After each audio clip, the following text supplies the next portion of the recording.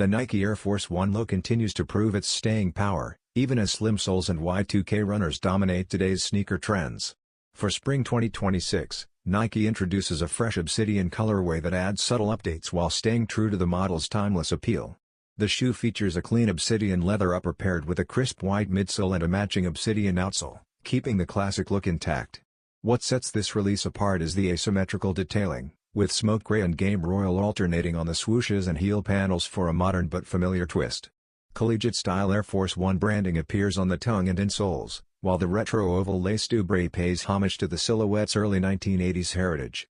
The color palette may remind some of Dallas Cowboys tones, though there is no official connection. The Nike Air Force 1 Low Obsidian is expected to release in spring 2026, priced at $115 in men's sizing.